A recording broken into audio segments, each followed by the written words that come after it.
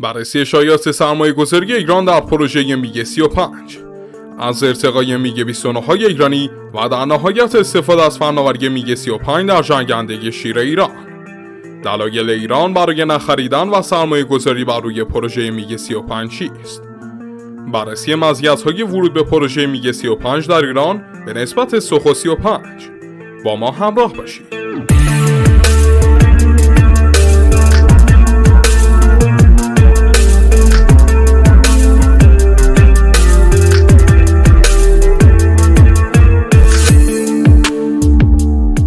میگ 35 رو میشه آخرین نوادی جنگنده میگ 29 در عرصه هوانوردی دونست. محصولی که شرکت میگ خدا بیامرز تمام تلاشش رو کرد تا بتونه موفقیت صادراتی جنگنده میگ 29 رو دوباره برای این شرکت به ارمغان بیاره و این شرکت رو از خطر ورشکستگی نجات بده.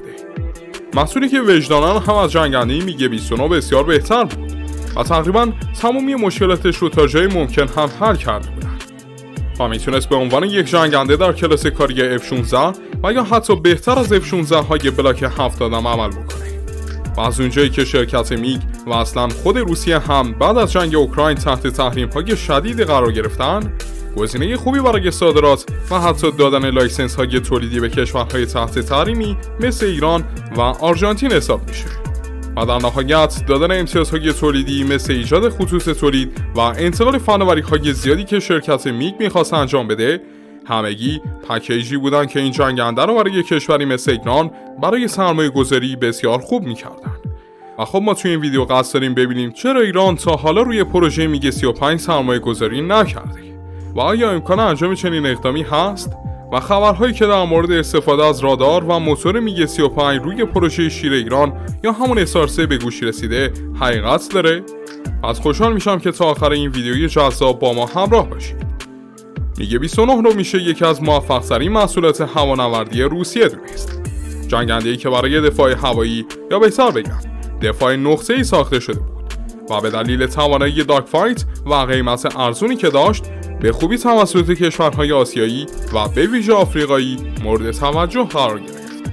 و کشورهای مثل هند، ایران، سوریه و نیروی هوایی مصر رو میشه بزرگترین کاربران میگ 29 در جهان دونست که الان هم جزو کاربرانش هستن. ولی خب جنگنده میگ همون قدری که فروش خوبی داشت، عملکرد بدی هم در جنگ داشت. به طوری که تا پیش از جنگ اوکراین و استفاده این ناوگان در برابر شاهدهای ایرانی موفقیت چشمگیری توی جنگ‌های اخیر نداشت. که البته جالبه بدونین یک میگ 29 هم هنگام شکار شاهد 136 ایرانی قربانی ترکش‌های پهپاد ایرانی شد و ساقط شد. خلاصه کار وقوع جنگ‌های نابرابری مثل عملیات طوفان صحرای 1 و 2 آمریکا به عراق، حملات به لیبی و حتی سوریه اثباتگر این بودن که میگ 29 اصلا توانایی خدمت به عنوان یک جنگنده اصلی رو نداره. چون میگ 29 کلا نسبت به رقبای خودش هم برد کمتری داشت و هم رادار اویونیک پایینتری. و تمام اینها همگی فدای قابلیت داگ فایت این جنگنده شد. خلاصه کار شرکت میگ تا جای امکان سعی کرد مشکلات میگ 29 رو بهبود بده و تلاشش هم همچین بد نبود. ولی در نهایت با سقوط شوروی و سیاه‌بازی شرکت میگ در تحویل میگ 29 های خودش به کشورهای خریدار بود که همون مشتری‌های باقی مونده خودش رو هم از دست داد. برای مثال این شرکت برای صرفه‌جویی در تولید سفارشات مشتری‌هاش دست به مجهز کردن بدنه‌های نیمه کاره و باقی مونده از زمان شوروی و با عمر ساخت 5 تا 10 سال ساخت و فروش اونها به کشورهای آفریقایی میزد که با متوجه شدن یکی از خریداران که فکر کنم الجزایر بود، عملاً آبرو شرفی برای شرکت میگ باقی نمونده بود. و در نهایت خدمت رسانی و مشکل شدن زنجیره تامین قطعات میگ 29 بود که باعث شد بسیاری از کشورها به فکر فروش جنگنده های خودشون بیافتن که کشورهای اروپای شرقی از جمله این کشورها بودن. با اتفاقات پیش اومده برای آبروی میگ 29 بود که کم کم شرکت میگ تمامی بازارهای خودش رو به محصولات سوخو و غربی ها واگذار کرد و این شرکت در معرض ورشکستگی قرار گرفت. و از اونجایی که پلتفرم میگ 31 کلا پلتفرم غیر قابل توسعه‌ای بود و هزینه تامین توسعه یک پلتفرم جدید هم در میگ نبود، این شرکت تصمیم گرفت میگ 29 رو ارتقا بده و جنگنده جدید با نام میگ 35 در سال 2016 رونمایی شد. مشتری اصلی یا بهتر بگم بازار اصلی هدف روس‌ها برای فروش این جنگنده هم کشور هند بود که بزرگترین خریدار محصولات نظامی روس‌ها حساب میشن و شرکت میگ به هر دری زد تا بتونه 120 تا از این جنگنده رو به هندی‌ها بفروشه. ولی تجربیات میگ 29 به قدری برای هندی‌ها شیرین بود که از خیرش گذشتن و تعداد بیشتری سوخوسی و در نهایت جنگنده رافائل خریداری کرد. و خب شرکت میگ چون دیگه در نفس‌های آخرش بود، دیگه تمام تلاشش رو کرد تا بتونه این جنگنده رو حداقل به یک مشتری بفروشه. و به جز اون برای بقای خودش ناچار شد دست به فروش فناوری رادار و موتورهای خودش به کشورهای دیگه بزنه. استفاده از موتور آردی 93 میگ 35 روی پروژه تاندر پاکستان و در نهایت نصب رادار ژوک روی محصولاتی چون کاموف 52 و یا 130 رو میشه از جمله این اخبار دونست. و خب ناگفته نمونه که گویا پروژه برهان ایران هم از بخش از فناوری‌های رادار ژوک استفاده خواهد کرد. و با توجه به نصب رادوم و دماغه مشابه میگ 29 بر روی اسارسه یا همون شیر ایران، احتمال نصب چنین راداری رو روی این پروژه هم بسیار محتمل میکنه که همگی نشون دهنده همکاری‌هایی در ایران نیز هست که در اواخر ویدیو بیشتر بهش میپردازم. و اگه تا اینجا همراه بودین خیلی خوشحال میشم که با لایک و کامنت از ما حمایت بکنید. خلاصه کار دیگه شرکت میگ در سالهای 2020 به سیم آخر زد و حتی به ایران پیشنهاد ایجاد خطوط تولید توی ایران رو هم داد، چون حتی نیروی هوایی روسیه هم به میگ 35 بی‌محلی میکرد. و جنگنده سوخو 35 به دلیل برد و میزان حمله بار بیشتر و اختلاف قیمتی کمی که بین سوخو 35 و میگ 35 بود، روسیه روی سوخو 35 مانور کرد. اما خب ویژگی های میگ 35 چطوره که هیچگاه مشتری پیدا نکرد؟ بیاین اول یه نگاه ریز به ویژگی هاش بندازیم و بعد بریم سراغ پیشنهاد روس‌ها به ایران.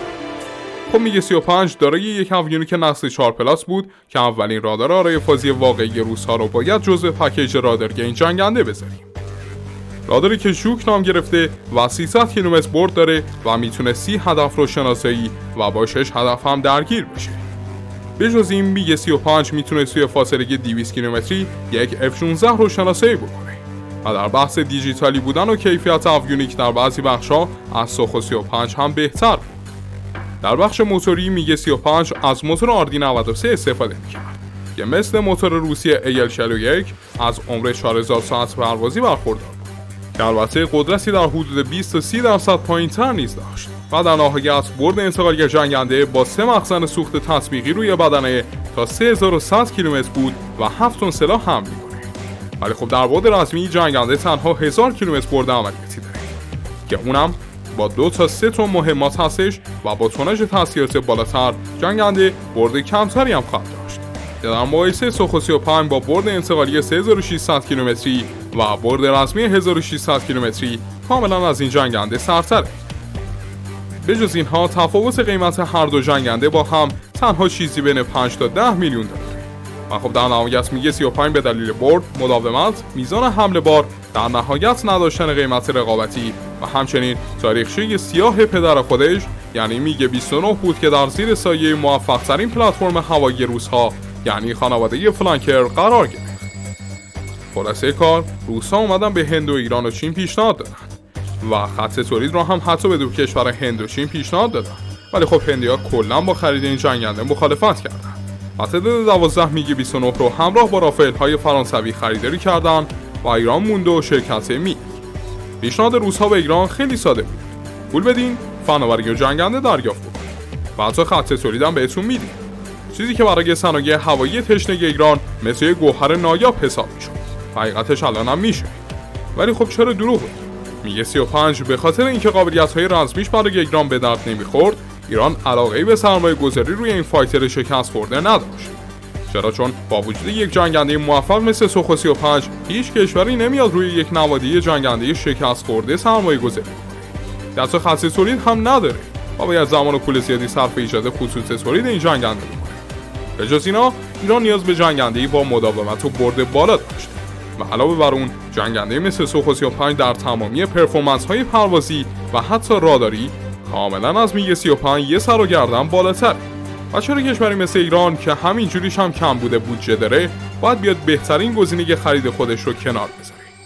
به جز اینها به تازگی و با اطلاعاتی که منتشر شده ایران داره سوخو 35 رو توی کشور مونتاژ میکنه و این به معنای انتقال فناوری سوخو 35 هم هستش. و دیگه چی بهتر برای ایران؟ البته نگفته نمونه که ایران 2 بخش از فناوری‌های سری میگ 35 رو هم خریداری کرده که در ادامه بهش بیشتر میپردازیم.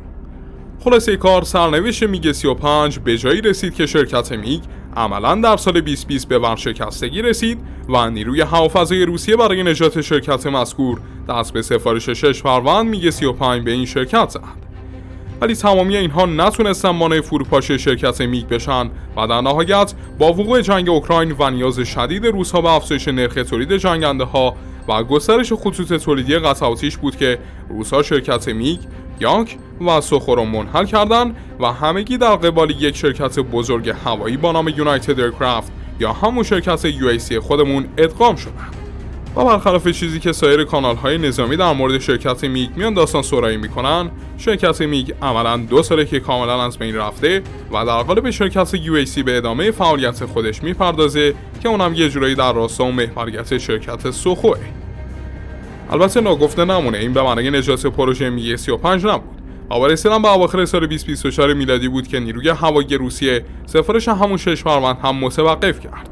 و در حال حاضر هم تنها 3 فروند میگ 35 روی خط تولیدی است تا بتونن تولید بشن و بالاخره به عنوان یک جنگنده نظامی و رسمی وارد خدمت یک کشور بشن. و خب با ورود به خدمت حداقل این تعداد، ارتش روسیه حداقل یه فضایی رو برای ادامه پروژه میگ باقی گذاشته. ولی خب یه سوال، چرا ایران فناوری‌های میگ 35 رو نخریده و چرا مهمتر از اون نخواست خصوص تولید این جنگنده رو بگیره؟ حقیقت ماجرا اینه که ما در حال قدم زدن در عصر نوینی هستیم که هستیم به نام تکنولوژی روز به روز داره توش پیشرفت میکنه. و خب در این عصر نوین سرمایه‌گذاری سنگین 4 تا 10 میلیارد دلاری روی یک پروژه نسل 4 خارجی با وجود یک پروژه داخلی هم نسل یعنی سائقه 3 و در زمانی که اصلا جنگنده‌های نسل 5 دارن جایگزین نسل 4 ها میشن، انجام چنین سرمایه‌گذاری اصلا برای ایران منطقی نیست. خبر سرمایه‌گذاری کشور روی پروژه سوخو 75 هم جز خبرهایی که عملاً مهری بر پایان خرید میگ 35 توسط ایران. ولی کشور شاید میگ 35 رو نخریده، ولی فناوری‌های رادار ژوک این جنگنده قرار روی یاک 130 های تحویلی به ایران و در نهایت برهان‌های ایرانی نصب بشه. و به جز اون بحث تامین موتور آردی 93 روی پروژه سائقه 3 یا همون شیر ایران نیز مطرح و کاملاً عملیه. و به جز این 2 بخش اصلی، چندین بخش فرعی مثل شباهت دماغه میگ 35 یا همون میگ 29 با طرح شیر ایران جز مسائلیه که باعث میشه چنین سناریویی ممکن بشه که ایران رادار میگ 35 رو روی این جنگنده نصب بکنه و عملاً به جز بحث ساخت این جنگنده بومی در ایران، امکان نصب رادار ژوک به دلیل نصب دماغه میگ روی سائقه 3 هم منطقیه.